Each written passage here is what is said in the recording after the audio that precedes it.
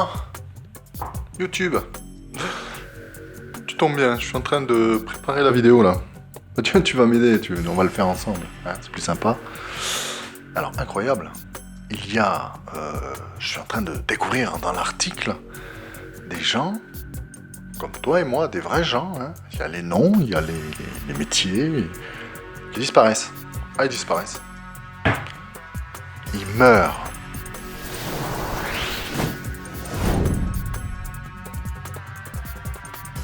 Il y a des gens, des ufologues, qu'on retrouve suicidés, beaucoup de suicides et d'accidents, voiture ou autre. Un truc qui a bougé tout seul. Écoute-toi, tu tombes bien, on va se faire la petite vidéo ensemble, hein, c'est parti, allez. Juste entre nous, n'hésite pas à liker, à t'abonner et à partager la vidéo si jamais ça te plaît, hein, j'espère. C'est parti. Donc je te lis l'article, hein. Pour cette vidéo, je vais m'aider les lunettes. Je te lis l'article et je mets mes lunettes, comme ça, voilà, pour la vue, je lis mieux comme ça. Et sur qui on tombe? Sur qui on tombe? On tombe sur ces fameux hommes en noir. Mais c'est bizarre parce que dans toutes mes recherches, ils ressortent plusieurs fois. J'en ai déjà parlé dans de précédentes vidéos. Et là, ils ressortent. Alors ces hommes en noir, alors la vidéo va pas être un sujet sur les hommes en noir, hein. Je vais parler des ufologues. Des ufologues ont disparu, sont morts. Alors on les a retrouvés soit suicidés, comme j'ai dit précédemment, soit dans des accidents. Je t'explique, reste bien jusqu'à la fin, parce que c'est quand même spécial. Alors, il y a un livre qui a été écrit par Bernard Bidot, donc c'est un éminent ancien ufologue français, et il est décédé en 2006. En 2006. Il s'intéresse au phénomène donc, des ovnis en 1947 à travers la fameuse affaire Roswell. Donc juge de profession, il aurait rencontré en 1972 un haut responsable de la gendarmerie s'occupant exclusivement des ovnis. Il aurait notamment dévoilé nombre de choses sur les enlèvements extraterrestres. Donc, les enlèvements, les abductions comme on dit, c'est un sujet vaste, varié entre guillemets. Il y a beaucoup de témoignages, beaucoup de façons différentes, mais en même temps, toujours un schéma similaire d'enlèvement. Alors je pose la question, est-ce que ce serait le gouvernement qui ferait des expériences sur des gens, comme éthiquement ils n'ont pas le droit, sous couvert d'enlèvement extraterrestre, on a une mise en scène en quelque sorte, que ce soit des psychotropes, ce qu'on veut, de la technologie. Peut-être qu'ils enlèvent des gens pour faire des expériences, ils les relâchent, et voient ce que ça donne, voilà, avec peut-être un groupe de personnes avec certaines choses et un groupe sans. Un peu comme quand on teste un médicament, il y a un groupe de personnes à une molécule, un autre n'a pas de molécule, et un troisième groupe avec 2 molécules. Enfin bref, continuons. Donc en 1976, Bidot décide d'écrire un livre sur cette question. Alors qu'il n'a rédigé que quelques dizaines de pages, il rencontre des hommes en noir. Ça fait grand-père comme ça m'énerve. Les fameux Men in Black. Tandis qu'il circule à bord de sa voiture, la rencontre a eu lieu à entre 12h45 et 13h sur la route qu'il emprunte pour rentrer déjeuner chez lui. En regardant dans son rétroviseur, l'ufologue est intrigué, découvre qu'il est suivi de près par une automobile conduite par 3 hommes, portant un costume noir, une chemise blanche, une cravate noire, un chapeau noir, enfin ils sont en noir quoi, les hommes en noir. Tous portaient aussi des lunettes de soleil, et Bidot dit avoir entendu dans sa tête un ordre menaçant: arrête d'écrire ton livre. Puis la voiture disparaît. Choqué, l'enquêteur s'arrête, décide d'écrire malgré l'avertissement, coûte que coûte, son livre. Donc le mec, il entend dans sa tête, un peu comme en télépathie si je comprends bien, comme ça, arrête d'écrire ton livre. Et il décide d'écrire quand même. Mais je sais pas, si t'entends arrête d'écrire ton livre dans ta tête, tu te poses des questions quand même, tu te demandes. Parce que c'est pas un truc naturel, enfin moi j'entends jamais quelqu'un me parler dans ma tête. À part moi-même. Peu de temps après, il tombe gravement malade. Et est-ce que cette maladie est liée à l'avertissement? Ben on ne sait pas. En ufologie, les décès suspects de chercheurs font partie des sujets controversés. Ce discours est-il aberrant? Apparemment, il y a beaucoup de décès chez les ufologues, mais est-ce que c'est un décès dû à malfaisance, c'est-à-dire que des gens les ont tués, gouvernementaux, ou alors des sociétés secrètes, ou alors autre chose, ou simplement il y a des accidents comme partout, et simplement on rapproche ces décès de situations qui n'ont pas lieu d'être. Le cerveau fait un rapprochement, et en fait c'est une pas une coïncidence, il y a des décès normaux, voilà, partout. Quand il y a des décès de dentistes, hein, on ne dit pas c'est à cause du plombage. Le premier nom de l'ufologue est le docteur René Hardy, fondateur en 63 du groupement d'études des phénomènes aériens et aérospatiaux insolites, GEPA. On le retrouvera suicidé d'une balle dans la tête en juin 72. Ah la vache. Il avait déclaré tout juste une semaine avant: j'ai découvert le défaut de la cuirasse des ovnis, c'est fantastique, j'en parlerai la semaine prochaine chez moi. Le mec a découvert. Alors c'est vrai que si chaque fois qu'ils annoncent, qu'ils écrivent un livre, qu'ils découvrent quelque chose, là ils se suicident, ils sont malades, ils meurent, évidemment, rapidement on peut faire le rapprochement. Là, déjà ça pue quand même. Donc il avait d'ailleurs programmé une réunion avec des ufologues américains qui avaient déjà leur billet en poche. Donc les Américains, s'ils venaient jusqu'en France, c'est pas pour se dorer le biscuit. Expression de 1902. Donc ils pensaient que les extraterrestres étaient capables de se fondre avec les humains dans notre environnement. Que savait-il de plus? Hélas, on ne saura rien de ce que Hardy voulait révéler, puisqu'il est mort.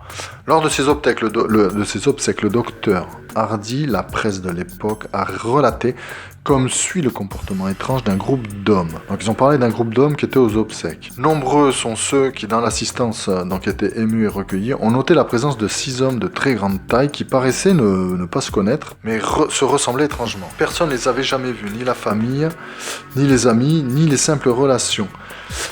Ils ne présentèrent pas leurs condoléances à la famille à l'issue de la cérémonie. Et détail beaucoup plus troublant, aucun de ces 6 hommes ne figurait dans les photographies prises lors des obsèques, alors qu'ils se trouvaient en plein cœur de la foule venue rendre un dernier hommage au savant. Donc ça veut dire qu'il y avait 6 hommes, un peu différents physiquement, qui est venu aux obsèques, qui n'a pas forcément rendu hommage, comme une tache d'huile dans de l'eau, quoi. On se demande ce qu'ils font là, et en plus sur les photos, ils y sont pas. Ça reste des inconnus. Pour la cause écologiste, il tenta d'intéresser en 66 la communauté scientifique au phénomène de soucoupe volant. Le second nom cité par Bernard Bidot donc dans son livre est James McDonald. C'est un ufologue qui était le doyen de l'Institut de physique atmosphérique de l'Université d'Arizona et professeur de météorologie renommé. Donc c'est pas des cancres ou les derniers de la classe là en plus, hein. C'est des types qui ont quand même un savoir scientifique et qui sont reconnus en plus. Je veux dire, c'est pas le clampin avec son télescope, c'est de vrais scientifiques reconnus. Donc engagé contre la guerre du Vietnam, bon déjà il devait faire chier le gouvernement, et déjà pour la cause écologiste, donc il cumule lui, pacifiste, écologiste, ufologue, il cherche la merde celui-là. Il tenta d'intéresser en 66 la communauté scientifique au phénomène de soucoupe volante. Bon courage. Il se suicida en 71. La revue Lumière dans la nuit, numéro 344, admet qu'il a pu être poussé au suicide par des accusations déshonorantes, ironisant sur le fait qu'il s'intéressait aux ovnis. Il avait mis à jour certaines manœuvres de désinformation de l'armée américaine au sujet des ovnis et certains textes à caractère diffamatoire tentèrent de ternir sa mémoire. Donc le mec a été poussé au suicide parce qu'il s'intéressait aux ovnis. Donc on peut se poser la question, pourquoi l'armée te pousserait au suicide? Il n'y a que 2 solutions. Soit... Puis vous me dites en commentaire si vous êtes d'accord avec moi ou pas. Quel est votre argument si vous n'êtes pas d'accord? Parce que soit il y a des ovnis, il y a quelque chose, ils veulent pas qu'on le sache, soit ils font des choses interdites, ils ne veulent pas qu'on le sache. Donc l'ovni serait un écran de fumée. Et dans les 2 cas, s'il tue des gens, c'est grave. Autre cas troublant, en juillet 47, le lieutenant Frank Brown, t'as vu ça? Brown. Et le capitaine William Davidson, 2 militaires au service des renseignements de l'USAF, pas l'URSAF, enquêtèrent sur la trouble affaire du lac Maury. Ils meurent au retour de leur mission. Le moteur gauche défaillant de leur B-25 a provoqué le crash de celui-ci. Cet avion étant connu pour sa fiabilité, la thèse du sabotage fut avancée. Donc l'ufologue Kenneth Arnold, qui était apparemment une star en ufologie, très connu, et célèbre d'ailleurs pour son observation du 24 juin 47, rentrait du même lieu pour la même enquête, mais avec son propre avion. Et lui, il a dû faire un atterrissage d'urgence, son moteur ne lui obéissant plus. Donc les 2 avions, en même temps, du même endroit, ont le même problème. Bon, le mec de l'armée, là, qui fait les sabotages, essaye de faire un effort, quand même, parce que là, c'est un peu visible, quand même. C'est pas pro, là, c'est pas pro. Alors, pour l'expérimenté pilote K. Arnold, c'était bien un sabotage. Le capitaine, ingénieur et ufologue Edward Ruppert meurt pour sa part en 60 d'une crise cardiaque à l'âge de 37 ans. Il avait tenté de diriger à partir de 52 la commission d'enquête Blue Book de l'US Air Force, mais s'était retiré du projet. Il a tant découragé, curieusement. Le staff de l'équipe était passé de 10 à 3 chercheurs. C'était peut-être dans la bonne direction, les gars. Rupert était parti dès 53, mais avait publié un livre capital qui s'intéresse au phénomène, The Report on Unidentified Flying Objects, publié pour la première fois en 56. L'ingénieur Phil Schneider, décédé en 96, étranglé par un tube en plastique. Alors je savais pas que les tubes en plastique étaient vénères comme ça. Le mec s'est fait étrangler par un tube en plastique. Je sais pas, il avait dû le bousculer. De quoi le tube. Donc c'était une figure, pas le tube, le savant, une figure mythique de la recherche dite conspirationniste. Il affirmait avoir travaillé pour des projets gouvernementaux, on ne peut plus secrets, et se proclamait l'initiateur de la discutée basée militaire de Dulce au Nouveau-Mexique. Il disait que la race extraterrestre des Gris et les services américains œuvraient ensemble. Son appartement fut fouillé après sa mort et des documents furent mystérieusement perdus. Son ami et chercheur Ron Rommel, un ancien des services secrets, se suicidera par la suite dans un parc d'une balle dans la tête.